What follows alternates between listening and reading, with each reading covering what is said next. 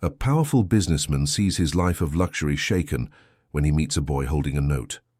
Upon reading it, he uncovers a story of abandonment, a forgotten blue box, and a mother's love lost in time. Months later, now in a wheelchair, he reads the note again beside the boy, knowing he has found a new meaning to live for. If this story caught your interest, don't forget to subscribe to our channel and tell us what city you're watching from. Now, on with the story. It was the end of a typical afternoon in New York City, as the sky began to take on orange hues and traffic grew ever denser on the avenues that sliced through the metropolis. The mall parking lot was completely packed, as it always was at this peak hour. Cars of every make and model vied for spots, drivers honked impatiently, and hurried people wove between vehicles carrying shopping bags or briefcases. There was a frantic energy in the air, that classic feeling of a city that never sleeps, where everyone seems to be perpetually late for some important engagement. Amid all that chaotic hustle walked Ryan Miller, a 43-year-old executive who had built a successful life at the cost of hard work and an almost obsessive dedication. Tall, with broad shoulders that filled out the tailored suits he wore daily, Ryan had a face marked by time and the constant tension of someone living under pressure. His dark hair was starting to show silver at the temples, giving him a distinguished, mature look. That was impressive in business meetings. His brown eyes, though intelligent and attentive to detail, carried a deep weariness, an exhaustion that went beyond the physical and reached something more fundamental in his being.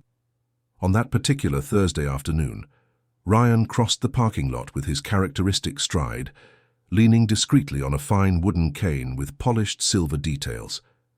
The cane wasn't just an elegant accessory that some might mistake for a style choice. It was a real necessity. 5 years ago, a serious car accident on the Long Island Expressway, one of the busiest and most dangerous highways in the region, had left his right leg with minor but permanent damage.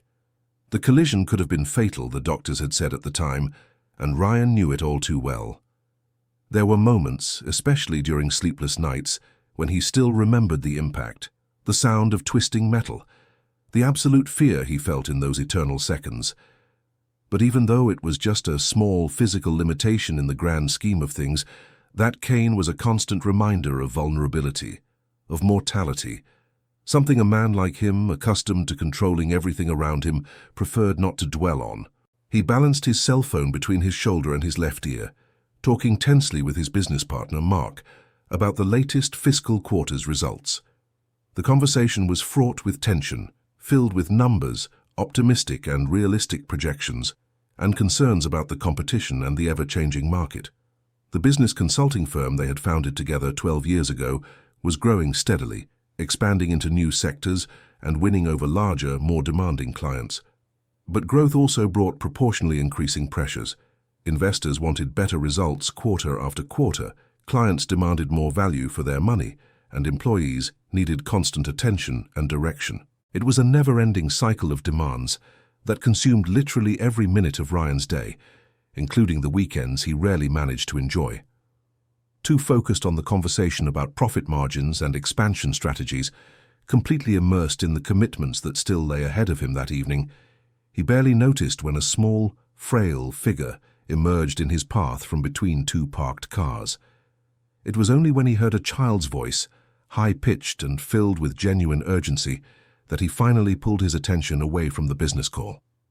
"Sir, please, I really need your help," the voice said, timid but insistent, carrying a determination that contrasted with the speaker's apparent fragility. Ryan stopped abruptly and looked down, his eyes leaving his phone screen for the first time in minutes. Before him stood a girl who couldn't have been more than 9 or 10 years old, though it was hard to say for sure. Her face was thin, almost angular, with prominent cheekbones that spoke of a clearly insufficient and irregular diet. Her eyes were large, dark, and surprisingly expressive, contrasting sharply with the paleness of skin that rarely saw the sun in a healthy way. Her brown hair was messy and tangled, tied back in a sloppy ponytail with an old stretched-out elastic that looked like it was on its last legs. She wore a pink t-shirt that had once been a vibrant, cheerful color, but was now completely faded by time and poor washing. It was also far too big for her slender frame, drooping awkwardly over her shoulders. Her jean shorts had a significant tear at the knee, not the fashionable kind people paid a premium for in designer stores, but a genuine rip from constant wear and tear, from a lack of resources to replace or properly mend it. But what caught Ryan's attention the most, what made his heart ache without him quite understanding the visceral reaction, were the girl's feet. They were completely bare, caked with dust, dirt, and asphalt, with small, fresh cuts and old, healed scratches that told the silent story of entire days and nights on the city's unforgiving streets. There were visible calluses on her soles, unmistakable signs that walking without any protection was a routine part of her daily existence. "Mark, I have to go. I'll call you back in a bit to finish this," Ryan said quickly into the phone, hanging up before he could even hear his partner's likely confused response. He slipped the phone into the inner pocket of his tailored jacket and looked at the girl with renewed focus, trying to make sense of the unusual situation. "What is it, sweetie? Are you lost here at the mall? Do you need me to call security or someone from your family?" The girl shook her head vigorously, biting her lower lip as if gathering all the courage she possessed to speak to this well-dressed adult. "No, sir, I know exactly where I am, but I need you to do something for me, please. It's really, really important." Ryan instinctively glanced around, looking for a responsible adult, someone who should have been watching over this clearly vulnerable child, but there was absolutely no one. The girl seemed to be completely alone amidst the urban chaos of cars, hurried people, and widespread indifference. "What exactly do you need?" She pointed a small, dirty finger at his car, a late-model silver BMW parked strategically just a few feet away, gleaming and imposing under the approaching orange glow of dusk. "Could you please look under your car? Please. It's really serious, I'm not kidding." Ryan furrowed his brow, confused and admittedly a bit suspicious of the strange request. Look under his car? That was definitely odd. Was this some new kind of street scam he didn't know about?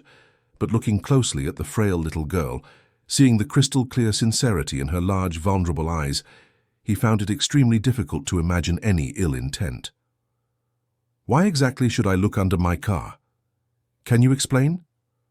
The girl took a hesitant step forward, clasping her small, dirty hands together as if in a desperate plea. "Please, sir, I hid something really important under there. But it's nothing bad or dangerous, I swear on my life. I didn't do anything wrong, I didn't put anything there that could hurt you or the car. I just really need you to look before you drive away, please." Ryan sighed deeply, feeling the weight of his impatience, but also something else, a reluctant curiosity. This was eating up precious time he definitely didn't have to spare. He had an important meeting with a potential client in exactly 45 minutes on the other side of the city. He needed to swing by his apartment to change and grab some forgotten documents, and he still had literally dozens of urgent emails to answer before the end of the day. But there was something in the girl's voice, a genuine vulnerability mixed with an impressive determination for someone so young that made him reconsider his automatic refusal. "All right," he said finally, his voice becoming involuntarily softer than usual. "But make it quick, okay? I have important places to be." "Yes, sir. Really quick. I promise," she replied, visible relief washing over her thin face. They walked the few feet to the gleaming car together. The girl kept a respectful distance, but remained watchful, her dark eyes fixed on the expensive vehicle as if it were something tremendously important to her. Ryan bent down with considerable care, supporting his weight on his wooden cane as he leaned awkwardly to look under the car's low chassis.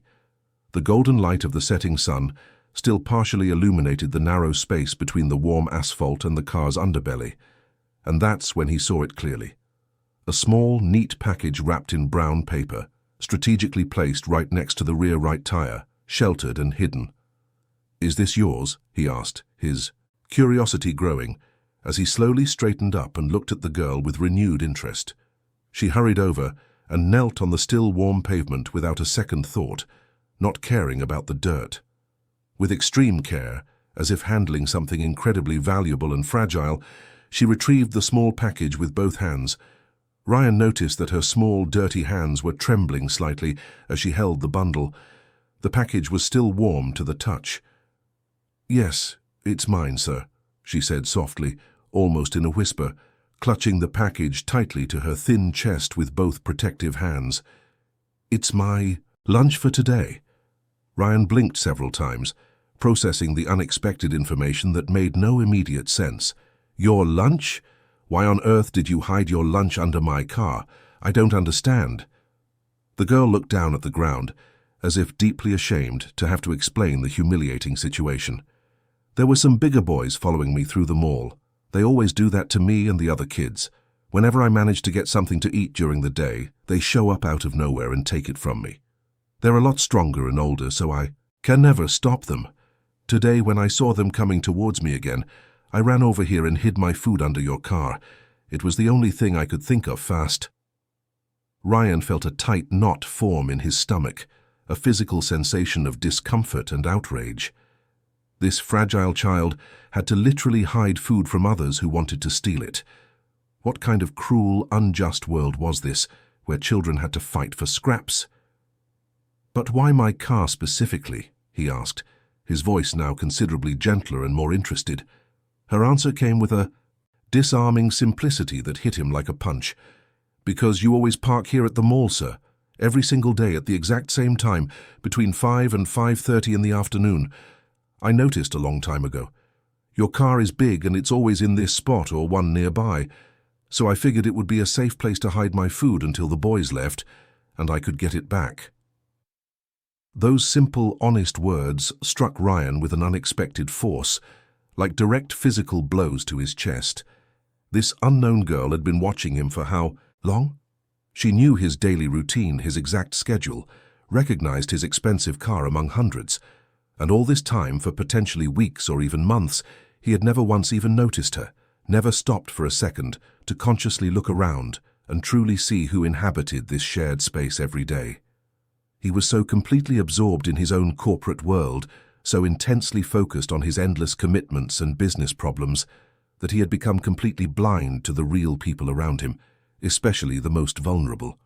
"Right, I understand now," he said after a moment, trying to regain some emotional composure. "You've got your lunch back, now you can go eat in peace. The mean boys are probably long gone by now." But the girl didn't move an inch. She remained standing there, holding her precious package, staring at Ryan with those large, dark, intensely piercing eyes.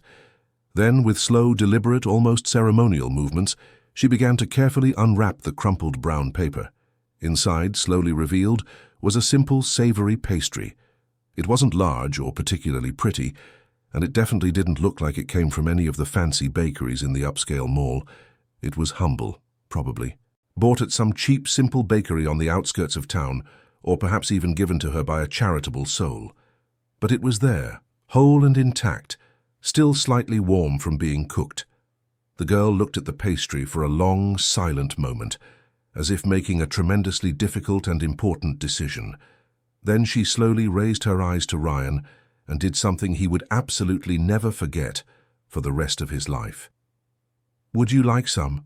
she asked in a soft but firm voice, extending the open package towards him with both hands. Ryan was completely frozen, as if he'd been hit by an electric shock. For a long moment he genuinely thought he had misunderstood, that his ears had deceived him. "You want what? Could you repeat that?" "The pastry, sir," she repeated patiently, moving the package even closer to him. "You look very tired, exhausted even, and hungry too. More than I am right now." No, absolutely not." Ryan shook his head vigorously, almost desperately. "That's yours. You need to eat it. You must be much hungrier than I could ever be. Go ahead and eat."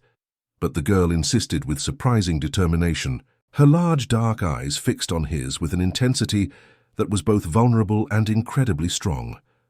"It's no problem, sir. I can wait until I get something else later. But you really look like you need it more than I do right now. You look very sad, too." There was so much crystal-clear sincerity in those simple words, so much absolute purity in that unexpected gesture of generosity, that Ryan felt something deep inside him crack and break, like ancient ice finally melting. It was as if a thick wall of emotional ice he didn't even consciously know he had built around his heart over the years was finally beginning to shatter. This frail girl, who clearly had almost nothing in the world, who had to desperately hide what little food she could get from others who wanted to steal it, who lived a harsh and cruel reality he could barely begin to imagine, was generously offering him, an obviously wealthy and well-dressed man, the only food she had for the entire day. "Why?" he asked in a choked voice, hoarse and lower than he intended, feeling long-suppressed emotions threatening to overflow. "Why would you do this for me? Why offer me your food?" Her answer came simply, directly and honestly, as if it were the most obvious and natural thing in the world. "Because it's the right thing to do, sir. You share what you have, even if it's not much. That's what my grandma always taught me. She says you always have to help people who need it, even when you need help too." Ryan swallowed hard, feeling a painful lump in his throat he hadn't felt in years, maybe decades. He looked around the busy parking lot, clearly seeing the dozens of people rushing past completely, oblivious to the extraordinary scene unfolding right in front of them. No one stopped for a second, no one looked closely, no one cared in the slightest. And here was this fragile, brave girl, generously offering everything she had. "You didn't wait for me to drive away to get your lunch back safely," he observed, desperately trying to buy time to process the overwhelming whirlwind of emotions he was feeling. "Why not do that? It would have been much easier and safer for you." The girl shrugged, a simple gesture that revealed a practical wisdom far beyond her young age. "If the car moved before I told you, the tire could have run over it and completely crushed the pastry. I didn't want to take that risk. It's the only food I've gotten all day. I can't afford to lose it." Ryan closed his eyes tightly for a long moment, feeling the crushing weight of those honest words. When he finally opened them again, he had made a decision. "Okay, I agree," he said, and for the first time in a very, very long time, there was something genuinely human, vulnerable and real in his voice. "Let's do this, Let's split the pastry. Half for you, half for me, but only if you agree to sit here with me and we eat it together side by side. How does that sound?" The girl hesitated visibly, her eyes carefully assessing whether this was really safe, whether she could genuinely trust this adult man in an expensive suit with a silver cane. After a tense moment that seemed to last an eternity, she finally nodded slowly, accepting. They sat right there, on the still warm concrete of the parking lot, leaning their backs against the gleaming, expensive rear of the silver BMW. Ryan had to settle himself with considerable care because of his injured leg. And surprisingly, unexpectedly, the girl spontaneously helped him without being asked, gently holding his cane as he sat down awkwardly and then handing it back to him with extreme care. She then broke the pastry in half with careful, almost reverent precision, as if performing a sacred and important ritual, and deliberately extended the visibly larger half to Ryan with both hands. "Your half should be bigger than mine," she explained with touching seriousness. "Why do you think that?" he asked, genuinely curious about her reasoning. "Because you're a lot bigger than me. You need to eat more to have enough energy." Ryan almost laughed out loud at the perfectly childish, innocent and pure logic that also made perfect sense. He gratefully accepted the generously offered half and carefully brought it to his mouth. It wasn't objectively the best pastry he had ever eaten in his life. The dough was a bit tough and cold at the edges, evidence that it wasn't fresh, and the filling was extremely simple, just shredded chicken with basic economical seasoning. Likely prepared with very few resources, but in that unique and extraordinary moment, sitting uncomfortably on the hard ground of a public parking lot, next to a homeless girl who had bravely chosen to share with him the only thing she possessed in the world, that was absolutely and unquestionably the most significant, most profound, most transformative, and most important pastry Ryan Miller had ever tasted in his entire adult life. They ate in comfortable silence for a few precious minutes. Ryan discreetly watched the girl from the corner of his eye and saw with touching attention how she chewed slowly, extremely slowly, savoring every tiny morsel as if it were something infinitely precious, rare and valuable. There was absolutely no rush in her deliberate movements, no anxiety or urgency. It was as if this present moment, this simple act of eating half of a humble pastry, was literally all that mattered in the entire world in that suspended instant. "What's your name?" he finally asked gently, breaking the pleasant silence that had naturally settled between them. "Julia," she answered sweetly, licking her delicate fingers so as not to waste a single precious crumb. "Julia Williams. And what's your name, sir?" "Ryan. Ryan Miller." "It's a pleasure to meet you, Mr. Miller," she said with an adorable old-fashioned formality that made Ryan smile genuinely for the first time in a very, very long time. "Just Ryan is perfectly fine, Julia," he corrected with paternal kindness. "You don't have to call me sir. It makes me feel too old." Julia smiled back, a small but absolutely genuine smile that completely lit up her thin, pale face. "Okay then, Ryan. Thanks for sharing the pastry with me today." Ryan felt his heart clench again. "I should be the one thanking you, Julia. You taught me something very important today." The next morning, Ryan woke up earlier than usual, despite having slept only a few hours during the restless night. His thoughts were completely consumed by Julia and the extraordinary encounter from the day before.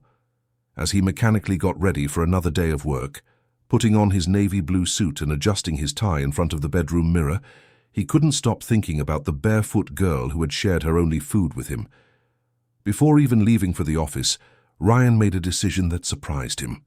He left early and stopped at a traditional neighborhood bakery, one of those with display cases full of freshly baked treats. He bought a large bag filled with things, still warm, steaming cheese rolls, fresh and crispy chicken pastries, assorted savory turnovers with meat, cheese, and spinach, chocolate truffles wrapped in colorful foil, and small bottles of fresh orange and strawberry juice.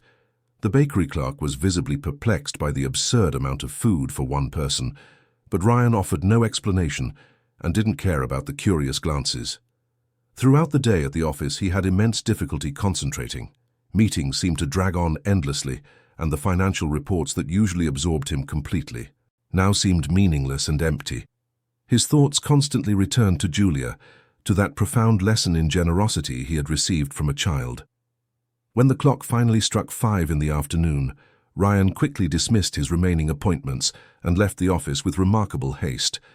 His closest colleagues were puzzled by this completely atypical behavior. Ryan Miller never, ever left work early. He was always the last one to leave, often working late into the night under the artificial lights of the empty office. But on that day, there was something different about him, an urgency that no one could quite understand. When he arrived at the mall parking lot, his heart was pounding faster than usual. A strange anxiety gripped him. What if Julia wasn't there? What if something terrible had happened to her during the night on the dangerous streets? What if yesterday's encounter had been a unique, unrepeatable, magical moment that would never happen again? He parked carefully in his usual spot and, before even getting out of the car, looked around, anxiously searching for the girl. For one agonizing moment, he didn't see her anywhere and felt panic begin to rise in his tight chest. But then he found her. Julia was sitting on a concrete curb a few yards ahead, engrossed in what looked like an old yellowed magazine someone had discarded. When she looked up and saw him, her thin face lit up with a genuine, radiant smile that warmed Ryan's heart in a way he hadn't experienced in years. "You really came," she said excitedly, jumping up and running towards him with light steps, despite her still bare feet. "I promised yesterday, didn't I?" Ryan replied, feeling immense relief flood his entire being. He opened the trunk of his car and took out the large brown paper bag full of food. "I brought some things for you today." Julia approached curiously and carefully peeked inside the open bag. Her eyes widened dramatically at what she saw. It was so much food, more food together than she had seen in a very, very long time. She looked at Ryan in astonishment, then back at the bag, and then at Ryan again, as if she simply couldn't believe it was real. "Is all of this really for me?" she asked, her voice trembling with restrained emotion. "All for you," he confirmed with a fatherly smile. "But it's too much, Ryan," she protested gently, her voice filled with gratitude but also practical concern. "This is way more than I need by myself. I'm going to take it to my grandma, too. She'll be so happy and relieved. It's been days since we've eaten this well." Ryan felt his heart ache painfully again. "Then tell me about her, about your grandma. I'd really like to know more. And right there, sitting once again on the curb of that noisy, busy parking lot, with the sun beginning to set and painting the sky in shades of pink and orange, Julia began to tell her story with a moving and disarming honesty. She spoke of Miss Eleanor, a strong and resilient 62-year-old woman who had been a skilled and dedicated cook her entire life. She had worked tirelessly in the homes of wealthy families, in small local diners, in modest boarding houses, always struggling to support her family. When Eleanor's only daughter, Julia's mother, mysteriously disappeared without a trace 7 years ago, it was the grandmother who immediately took on the enormous responsibility of raising her young granddaughter alone, without any outside help. "My grandma makes the most delicious food in the whole world," Julia said, pride shining brightly in her dark eyes. "She knows how to make absolutely everything: pot roast, gumbo, fluffy carrot cake, warm homemade bread. Everything she makes is wonderful and special. People always used to praise her cooking." "And why are you going through such terrible difficulties now?" Ryan asked with genuine gentleness, trying to understand the full situation. Julia looked down sadly at her small hands. "My grandma got sick about 6 months ago. Nothing too serious, thankfully, but she had to stop working for a few weeks to recover. And when she finally got better and tried to go back to work, she couldn't find anyone who wanted to hire her. Everyone said the same thing, that she was too old, too tired, that she didn't have the energy to cook professionally anymore. But that's not true. She has plenty of energy and wants to work. She just desperately needs a fair chance." Ryan listened intently to every word, his indignation and anger growing proportionally. This woman, who had dedicated her entire life to honest work, who had raised a granddaughter alone after losing her daughter, was now on the streets with the child simply because of a lack of fair opportunities and the casual cruelty of society. It was profoundly unjust on every level. "And where exactly do you two live, Julia?" he asked, though he already had a good idea of the answer. Julia hesitated visibly before answering. "We stay under the BQE overpass in the central part of the city. There's a big, sturdy blue tarp there that we got as a donation. We sleep under it every night. It's not very comfortable or warm, especially when it rains or gets really cold, but at least it protects us a little from the rain and strong wind." Ryan closed his eyes tightly for a moment, trying to control the intense emotions that threatened to overwhelm him. When he opened them again, there was a new, crystal-clear determination in his gaze. "Julia, I would very much like to meet your grandmother in person. Do you think she would agree to talk with me? I promise I have good intentions." The girl bit her lower lip nervously, seeming to carefully weigh whether this was really safe, whether she could fully trust this man who had so suddenly appeared in her difficult life. After a long moment of careful thought, she finally nodded. "Okay, I agree. You can come with us right now if you want and have the time." Ryan glanced quickly at the expensive watch on his wrist. It was exactly 6:15 in the evening. He had business dinners scheduled, urgent emails to answer, important reports to review before the next morning. But all of that, which would normally be an absolute, non-negotiable priority, seemed completely insignificant in the face of this unique opportunity. "Let's go now, then," he said decisively, picking up his cane and standing up. They walked together through the bustling streets of New York toward the overpass. The journey took about 20 minutes at a moderate pace. Julia walked confidently ahead, clearly knowing the way perfectly, while Ryan followed her attentively, leaning on his cane and observing the city around him with completely new eyes.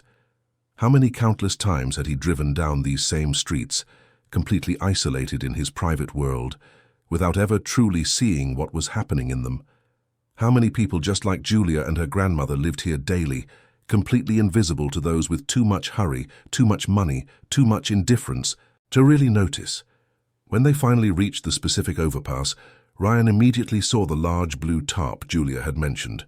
It was surprisingly large and seemingly sturdy, stretched carefully between some makeshift metal structures, creating a precarious but reasonably functional shelter against the elements. Beside it, arranged with impressive care and dignity, were a few modest belongings: neatly folded clothes, old but clean pots, a few worn-out books, and thin blankets. And then Ryan saw her for the first time. Miss Eleanor was sitting intently on a low wooden stool, patiently mending a piece of clothing with a needle and thread. She was a woman of average height with completely grey hair tied in a simple but tidy bun, her face deeply lined by the relentless passage of time and life's countless hardships, but with eyes that still shone brightly with sharp intelligence and unshakable dignity. When she looked up and saw Julia arriving with a well-dressed stranger, she immediately stood up in an instinctively defensive and protective posture. "Julia, who is this man?" she asked in a firm but cautious voice, placing herself between her beloved granddaughter and the potential danger. "Grandma, this is Ryan," Julia explained quickly and excitedly. "He's the one who helped me yesterday, and today he brought us a ton of delicious food. Look, Grandma." Miss Eleanor looked suspiciously at the large bag Julia was proudly carrying, then at Ryan with her experienced, weary eyes, sizing him up with decades of hard-won wisdom.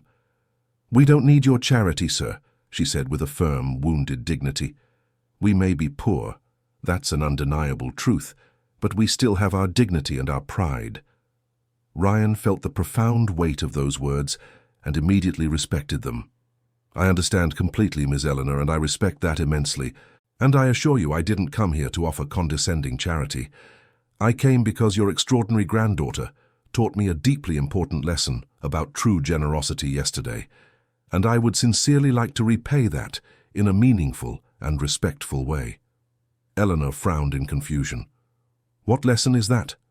Ryan recounted in detail the transformative encounter in the parking lot, the pastry hidden under the car, and Julia's absolutely extraordinary gesture of offering the only food she had. As he spoke with genuine emotion, he saw Eleanor's tired eyes gradually fill with silvery tears, which she tried to quickly wipe away with the back of her calloused hand. "This girl has a heart too big and pure for this cruel world," Eleanor finally said, her voice thick with pride and love. "That's exactly why I do whatever it takes to take care of her, to protect her. And that's precisely why I want to help you both," Ryan said with absolute sincerity, not out of cheap pity or guilt, but out of deep and genuine admiration, out of true respect. They talked for over 2 hours right there, under the noisy overpass as night fell heavily on the city. That never sleeps. Ryan listened attentively without interruption to Eleanor's full story, her endless struggles, her frustrated dreams, her small but significant victories, her accumulated frustrations. And the more he listened with real attention and empathy, the more convinced he became that he needed to do something concrete, substantial and lasting, to fundamentally change their unjust situation. When he finally said goodbye and walked back alone to his car at the mall, it was already past 10 at night. Ryan had dozens of missed calls on his phone, urgent messages from concerned partners and clients, and a growing pile of unanswered emails. But for the first time in many, many years, none of it seemed truly important. All the way home, driving through the artificially lit streets of New York, Ryan thought intensely. A plan was gradually forming in his mind, taking shape and substance. It was bold, definitely unconventional, and would probably be questioned and criticized by many. But he felt deep in his heart that it was absolutely the right thing to do. In the following days, Ryan returned religiously to the parking lot every single day. He always brought varied food, new clothes in the right sizes, warmer and more durable blankets, and age-appropriate books for Julia. But more important than the material gifts, he talked with them extensively, learned about their lives, and shared parts of his own solitary existence. A genuine and deep connection was forming among the three of them, something that completely transcended the obvious differences in social class and life circumstances. It was exactly 1 week after their first transformative meeting that Ryan finally made his definitive decision. He had spent those 7 days thinking carefully, meticulously planning every detail and calculating all the possibilities and obstacles. He spoke discreetly with his HR team about procedures, personally checked available spaces in the company building, and consulted with specialized lawyers about complex legal issues. And when he was absolutely certain that his plan was completely viable and well-structured, He scheduled a formal, serious meeting with Ms. Eleanor. He arrived at the overpass on a sunny Saturday morning, carrying his leather briefcase and dressed more casually than usual in jeans and a button-down shirt. Eleanor welcomed him with a natural, generous hospitality that contrasted sharply with the extreme precarity of their surroundings. She had carefully prepared a simple coffee using a makeshift but functional camp stove and politely offered Ryan a cup in an old chipped but impeccably clean enamel mug. "Ms. Eleanor, I'd like to make you a serious proposal," Ryan began after a few minutes of pleasant and respectful conversation. "But first of all, I need you to understand and completely believe that this is not charity.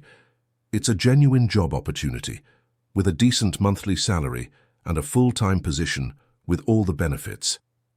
Eleanor looked at him with natural suspicion, but also with a cautious hope beginning to shine in her eyes.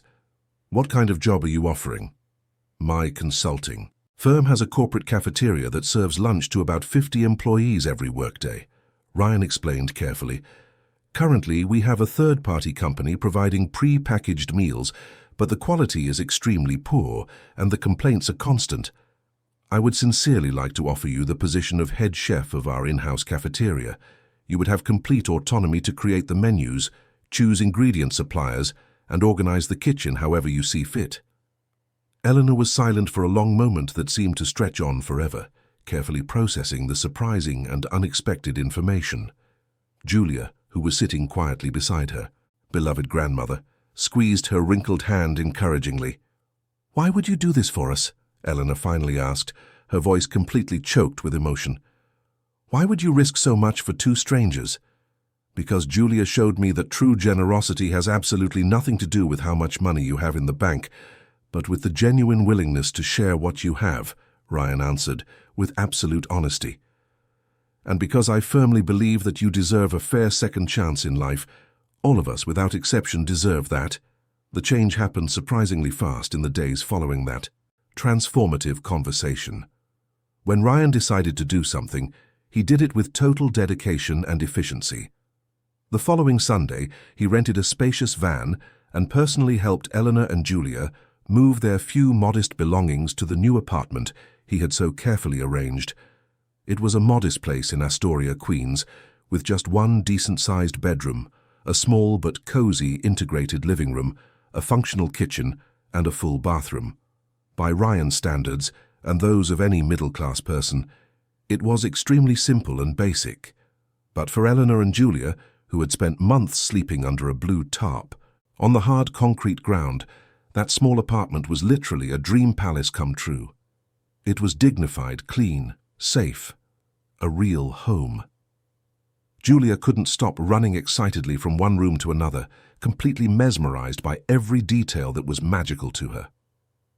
"Grandma, look, we have a real bed," she shouted enthusiastically, jumping repeatedly on the new mattress to test the springs. "A bed with clean sheets, soft pillows, and a warm blanket." "And we have a stove that really works," Eleanor said, tears streaming freely down her wrinkled face as she explored every corner of the modest but complete kitchen. "And a working refrigerator and a table to eat at, and look at all these cabinets to store things." Ryan watched them, moved, with a deep warmth in his chest that he hadn't genuinely felt in years, maybe decades. Seeing their pure, intense joy over such simple, basic things that he took for granted made him reflect deeply on his own distorted priorities and questionable values. That memorable evening, before he finally left to let them settle in, Ryan sat with them in the small, cramped living room. Eleanor had lovingly prepared a simple but absolutely delicious dinner, with the basic ingredients he had bought in advance. There was fluffy white rice, perfectly seasoned beans, a juicy roasted chicken, and a fresh salad. The ingredients were common and inexpensive, nothing fancy, but the flavor was exceptional. There was something special about that food, an intangible quality that transcended the physical ingredients. It was made with genuine love, with extreme care, with deep gratitude. "Ms. Eleanor, if you cook just like this for my employees, they're going to literally ask me for a raise just to make sure you never leave the company," Ryan joked lightly, smiling. Eleanor laughed, out loud, a genuinely joyful musical sound that completely transformed her tired face. "I will always do my absolute best, Mr. Miller. I solemnly promise you won't regret this brave decision one bit. I've told you several times to just call me Ryan, he corrected gently once more, and I already know for a fact that I won't regret it. Early on Monday, the new transformative routine officially began. Ryan picked them up at 7 in the morning sharp and personally drove Julia to the public school he had carefully chosen. The girl was visibly nervous, clutching the new backpack he had bought for her, but she was also clearly excited and hopeful. He patiently walked her to the main office, efficiently helped with all the registration paperwork, and personally introduced her to the polite and attentive principal. When he finally said goodbye to her at the door of the colorful and welcoming classroom, Julia hugged him tightly with all the strength her small body possessed. "Thank you for everything, Ryan. For absolutely everything you're doing for us. You don't have to thank me so much, Julia. You completely deserve this and so much more." After dropping Julia off safely, at school, Ryan headed to the office with Ms. Eleanor. In the car, she was visibly tense and nervous, constantly fidgeting with her calloused hands, repeatedly adjusting the new blouse she had bought with the advance he had given her. The insecurity was palpable in the car's air-conditioned quiet. "Are you very nervous?" he asked gently, glancing over at her. "Very," she admitted honestly. "It's been so long since I've worked in a structured place like this. What if I don't live up to the high expectations? What if I disappoint you and all the employees? What if they find out I'm just an old street cook with no formal qualifications?" Ryan carefully parked the car in the company garage and turned completely to face her before they got out. "Ms. Eleanor, listen very carefully to what I'm about to say. You have spent your entire life working hard, lovingly caring for your family, and overcoming terrible hardships that most people can't even remotely imagine. You are one of the strongest, most resilient, and most capable people I have ever met in my entire life. So take a few deep breaths, walk in there with your head held high, and confidently show everyone what you're really capable of. I believe in you completely." Eleanor took several deep breaths as instructed and finally nodded with determination. "Okay, I'm ready." The initial reception at the company was predictably mixed. Some of the younger, more open-minded employees welcomed Eleanor with genuine curiosity and natural sympathy. Others, especially the older and more conservative ones, looked on with visible and poorly disguised skepticism, whispering discreetly among themselves about the extremely unusual and questionable hire. Ryan completely ignored the judgmental looks and proudly, personally, escorted Eleanor to the corporate cafeteria, which was strategically located in the basement of the office building. The space was surprisingly large but sadly underutilized. There were functional tables and enough chairs for the employees, but the kitchen was practically empty and abandoned, as the pre-packaged meals were brought in from outside, heated and served without any love. Eleanor walked slowly through the entire space, critically evaluating every detail with her decades of professional experience. "This space has enormous potential," she said thoughtfully, touching the surfaces and examining the basic installations. "With the right equipment and good, efficient organization, you could work culinary wonders here." "Then make a complete list of absolutely everything you need," Ryan said generously. "I'll have it taken care of without delay." In the days that followed, the cafeteria underwent a rapid and impressive transformation. Ryan personally authorized, without hesitation, the purchase of new, high-quality professional equipment, a powerful 6-burner industrial stove, large electric ovens, commercial refrigerators, freezers, pots of all sizes, and every imaginable type of utensil. Eleanor organized everything with an impressive military efficiency, clearly showing that despite her years away from a professional kitchen, she had definitely not lost her magic touch. When the big day finally arrived for her to serve her first personally prepared meal, there was a palpable sense of anticipation in the cafeteria.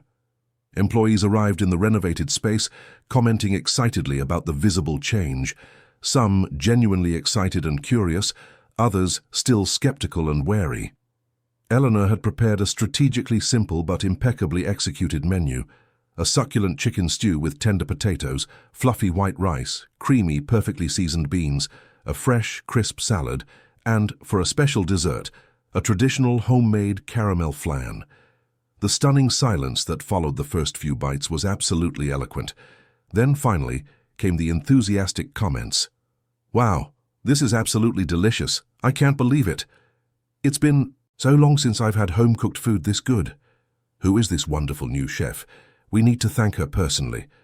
Ryan, who had discreetly come down to the cafeteria to observe from a distance, saw Eleanor's tired face light up completely with each sincere compliment.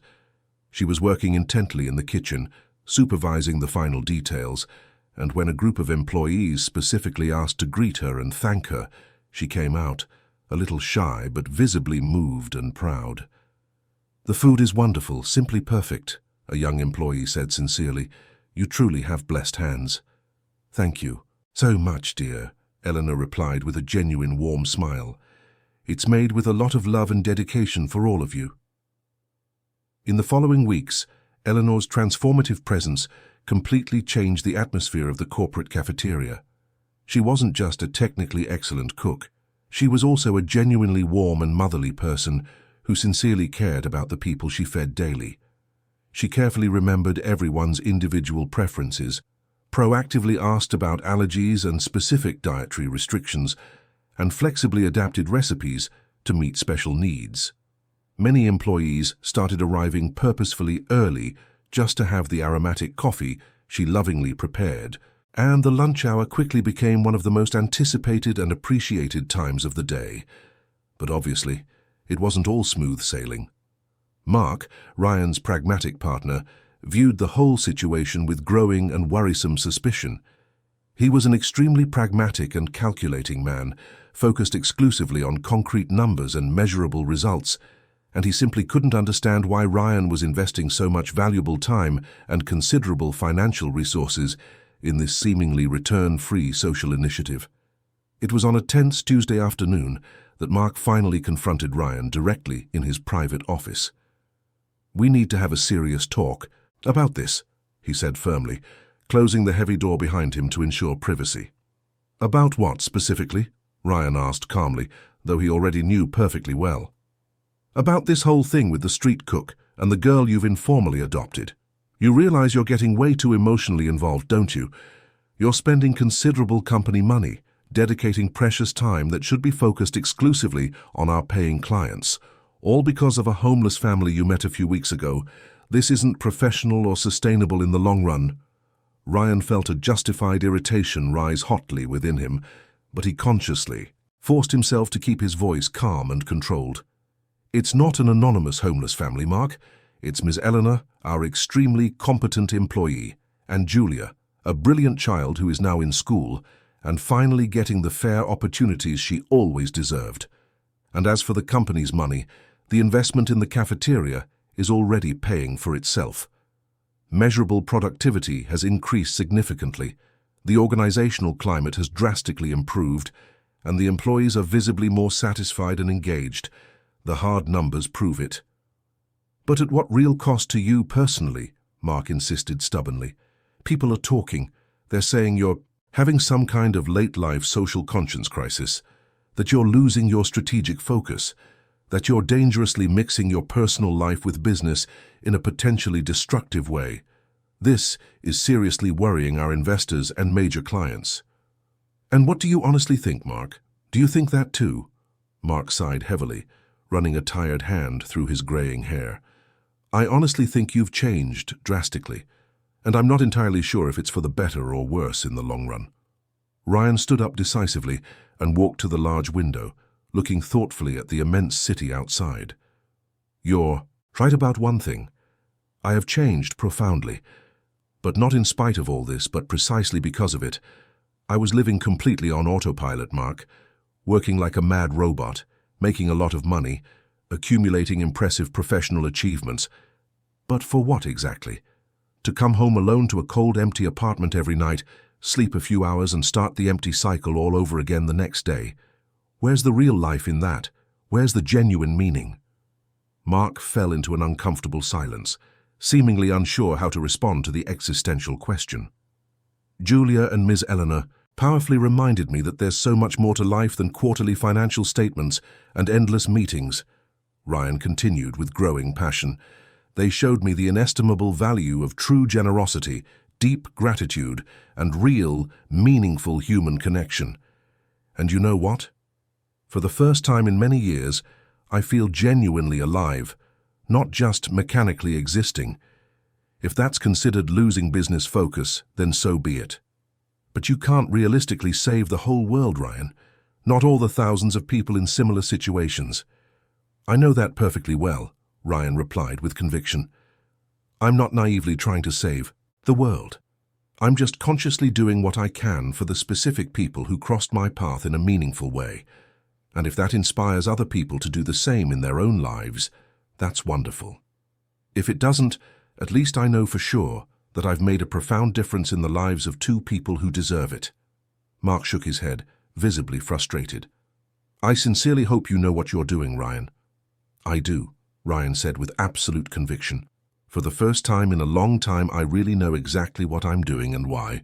After Mark left, visibly dissatisfied, Ryan remained alone in his office for a few minutes, reflecting on the difficult conversation. He genuinely understood his partner's concern. He understood that his actions were extremely unusual, even radical, by established corporate standards. But he didn't regret it for a single second. Every time he saw Julia's radiant smile, every time he tasted Miss Eleanor's delicious food, every time he saw the concrete positive impact those two extraordinary women were having on the company and the lives of the employees, he became even more convinced that he had made the absolute right decision. That afternoon, when he went to pick up Julia from school as he did religiously every day, she came running excitedly towards him with a colorful notebook in her small hands. "Ryan, look!" she said excitedly, carefully opening the notebook to show a colorful drawing. "It's you, me, and Grandma together. The teacher asked us to draw our family, and I drew us." Ryan looked closely at the childish drawing. There were 3 simple stick figures holding hands, with a bright yellow sun in the upper corner, and a cozy house in the background. It was technically simple, childish, and unpretentious, but it was loaded with deep emotional meaning.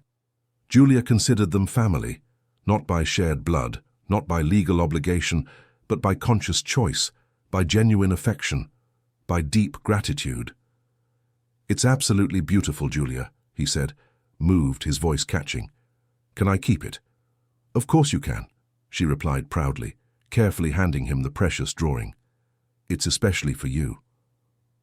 6 whole months had passed since that transformative encounter in the parking lot, and the lives of everyone involved had changed in ways no one could have predicted. Autumn was finally arriving in New York, bringing cooler, more pleasant days and surprisingly clearer skies, and Ryan felt deeply that he was living a new season in his personal and professional life as well. On that particular sunny Saturday morning, he woke up to an excited text from Julia. It was a photo of her smiling broadly, proudly holding a golden trophy. She had won first place in a school-wide essay contest. The theme was gratitude, and she had written movingly about how a simple act of kindness can completely and permanently transform lives. Ryan felt his eyes well up as he carefully read the profound essay she sent, along with the proud photo. Julia wrote with an impressive maturity and a rare sensitivity about the fundamental lesson she had learned by sharing her pastry, about how that seemingly small moment had changed not only her own life, but also the life of a businessman who was lost in his own meaningless mechanical routine. It was deep, touching, and absolutely true. During those transformative months, much had changed. Eleanor was no longer just the talented cafeteria cook. She had become a beloved maternal presence in the entire company, someone employees turned to not only to praise the delicious food, but also to talk about their lives, vent about personal problems, and ask for wise advice. Julia was thriving at school. Her grades were consistently excellent, and she had made several meaningful friendships. But most importantly, a profound cultural transformation had occurred within the company. An employee facing serious financial difficulties had received an interest-free loan. An employee whose child had special needs had received financial support for a specialized school. Solidarity and empathy had become core values, not just empty words in a forgotten corporate manual. It was on a memorable Thursday, exactly 6 months after their first meeting, that Ryan called a special all-hands meeting. There was something extremely important he needed to announce. When everyone gathered curiously in the company auditorium, Eleanor and Julia were sitting in the front row, unsure of what was about to happen. Ryan took the small stage and stood there for an emotional moment, looking at the faces before him. "Good afternoon, everyone," he began, his voice firm but emotional. "Today, I want to share something very personal and significant with you. 6 months ago, an extraordinary girl named Julia taught me a lesson that completely changed my life.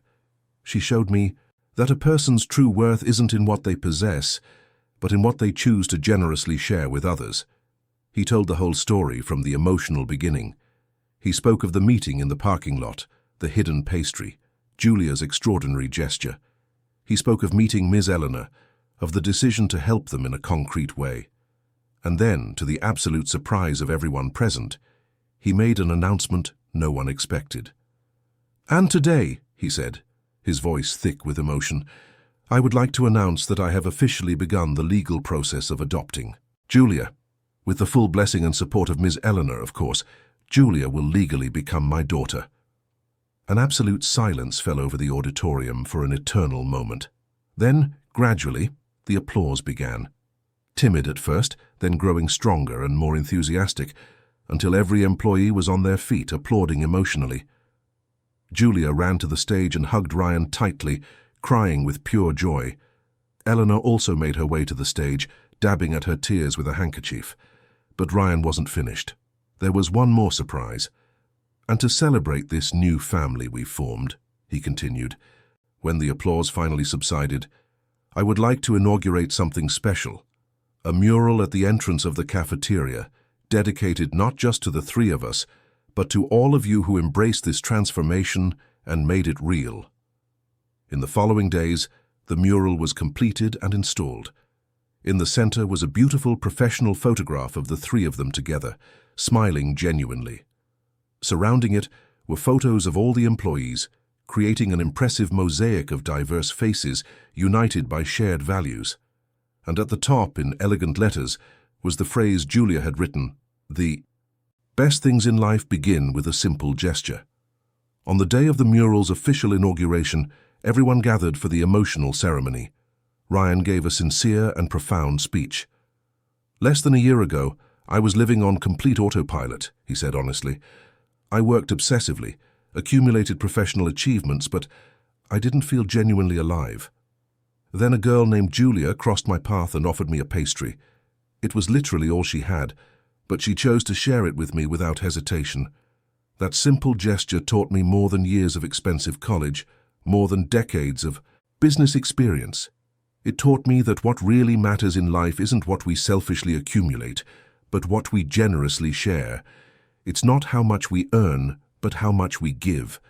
It's not our social status, but our fundamental humanity." He paused emotionally. "And since then, my life has changed completely. I've gained a wonderful daughter, a real family, a true purpose, and all of you have been a fundamental part of this beautiful transformation. You embraced this new culture. You supported each other in beautiful ways. You proved that it's possible to succeed in business without losing your essential humanity. Thank you from the bottom of my heart for that." The employees applauded for a long time, many with emotional tears in their eyes. Eleanor then took the stage. "I spent most of my life feeling invisible," she said, her voice firm but emotional. "People saw me cleaning, cooking, serving, but they didn't really see me as a person. I was just another anonymous worker, another face in the crowd.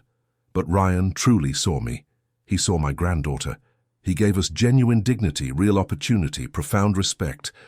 And more than that, he gave us a real family. So I want to thank not only him, but all of you who welcomed us so warmly, who treat us with daily kindness, who make this place a second home for us.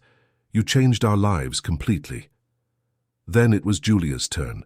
She walked onto the small stage, carrying a familiar little brown paper package. Everyone immediately recognized what it was. "6 months ago, I hid a pastry under Ryan's car," she began in a clear voice.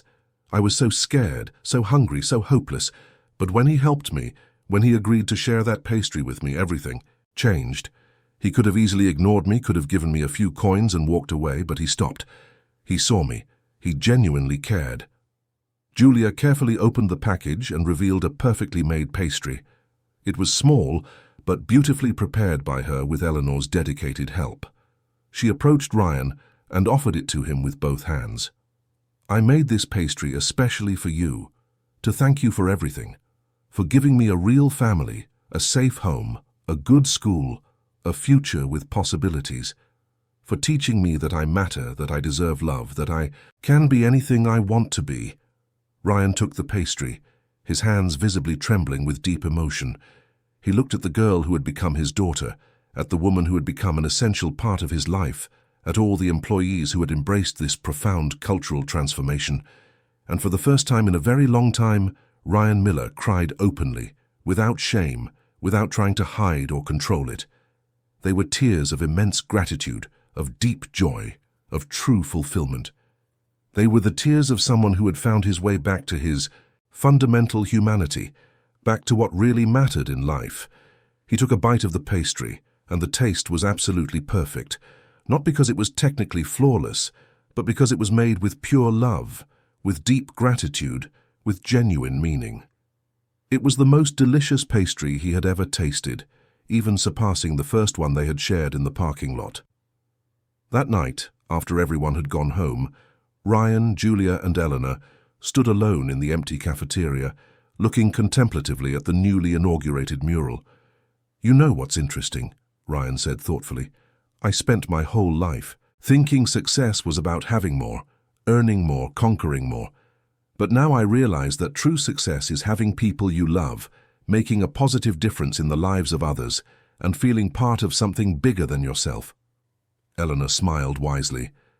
"That's the absolute truth. For a long time I felt like a complete failure for being on the street, for not being able to give my granddaughter everything she deserved. But now I understand that I always did my best with what I had, and that the love we gave each other, the strength we built together, that was always our greatest wealth." Julia hugged them both tightly. "I don't know what the future holds, but I know that with you two by my side, I can face anything. You saved me, and now I want to use everything I've learned to help other people, just like you helped me." Months later, Ryan's company had become a national benchmark for humanized management and corporate social responsibility.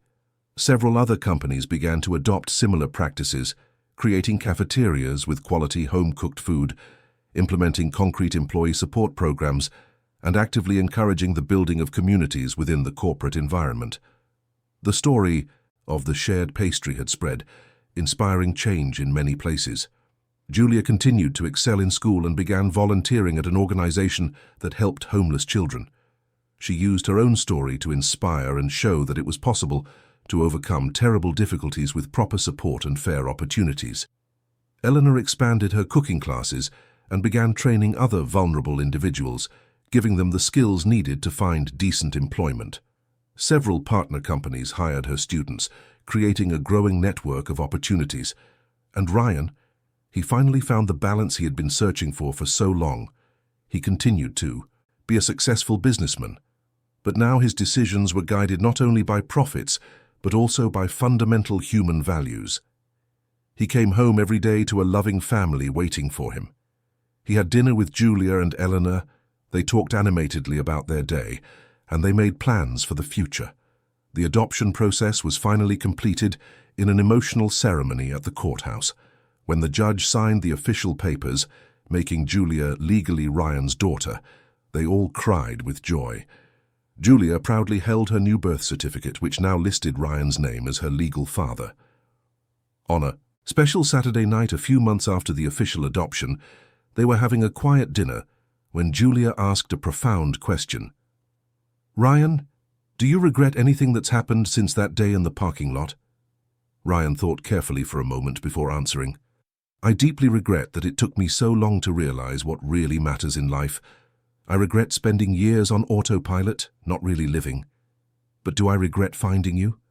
Do I regret what I did? Not for a single second. You and your grandmother are the best things that have ever happened to me." Julia smiled broadly. "You know, sometimes I still think about that day. I was so scared when I hid the pastry under your car. But something deep inside me said you were a good person, that I could trust you. and I was completely right. I think about that day constantly too, Eleanor said softly. When you first came to the overpass, I was so suspicious. I thought you were just another rich man wanting to feel good about himself by doing some superficial charity. But you proved me categorically wrong. You didn't just want to help temporarily. You genuinely wanted to be a permanent part of our lives, and that made all the difference in the world. Ryan looked lovingly at the two extraordinary women who had completely transformed his life. You know what I've learned, that the greatest wealth isn't in what we possess, but in what we choose to share. That pastry you offered, Julia, was worth infinitely more than anything I could ever buy with money, because it was given with a pure heart, expecting nothing in return. And that finally taught me how to truly live. That quiet night after Julia had gone to sleep, in her cozy room, Ryan was alone in the living room, looking thoughtfully at the drawing she had made months ago, still lovingly framed on the wall. 3 simple stick figures, holding hands, with a bright sun in the blue sky. It was simple, childish, unpretentious, but it represented something deep and true. It represented the family they had consciously built, not through blood or obligation, but through genuine choice, unconditional love, and pure generosity. Ryan smiled peacefully, feeling a deep peace he had never experienced before in his entire life. He had spent so much time desperately searching for success, obsessively accumulating achievements, and incessantly seeking external recognition. But true fulfillment had arrived when he stopped selfishly seeking and started generously sharing, when he chose to see people as they really were, to genuinely care for them, to make a concrete difference in their lives. And it had all started with a simple gesture, with a pastry split in a mall parking lot, with a brave girl who chose to offer the little she had instead of selfishly keeping it for herself. Sometimes, Ryan thought deeply, the greatest transformations begin with the smallest gestures, a genuine smile, a kind word, an outstretched hand, a shared pastry. Small actions that create waves of impact impossible to fully measure. And as the giant city of New York slept restlessly outside, Ryan Miller felt that he was finally living the life he was always meant to live. A life with real purpose, with true love, with genuine connection. A life truly worth living. The next day, a sunny Sunday, Ryan woke up with a different feeling. Julia and Eleanor were already in the kitchen preparing a special breakfast. The smell of warm homemade bread and fresh coffee filled the apartment. "Good morning, family," Ryan said, using the word for the first time with complete naturalness and ownership. Julia ran and hugged him. "Good morning, Dad." That simple word, Dad, resonated in his heart in a way he never imagined possible. It wasn't blood ties that united them, but something infinitely stronger. Conscious choice, genuine love, deep gratitude. They had breakfast together, talked about plans for the day, laughed at little things. It was an absolutely ordinary scene, one that millions of families around the world lived every day. But for Ryan, who had spent years waking up alone in his cold, empty apartment, it was extraordinary and magical. Later, walking through the park with Julia while Eleanor rested at home, Ryan reflected on the entire transformative journey. A journey that had begun with suspicion and curiosity, passed through fear and doubt, and finally arrived at unconditional love and true family. "Are you happy, Dad?" Julia asked, looking up at him with those large, expressive eyes. "Happier than I ever imagined possible," he answered honestly. "Me too," she said, taking his hand. "And you know what I realized? The pastry I offered you that day wasn't just food. It was a bridge between two different worlds, between two people who needed each other without even knowing it." Ryan stopped and knelt to her level, looking directly into her eyes. "You are very wise for someone so young, Julia. And you're right. That pastry was a bridge, and I am eternally grateful that you had the courage to build it." They continued walking, father and daughter, as the sun shone brightly in the sky.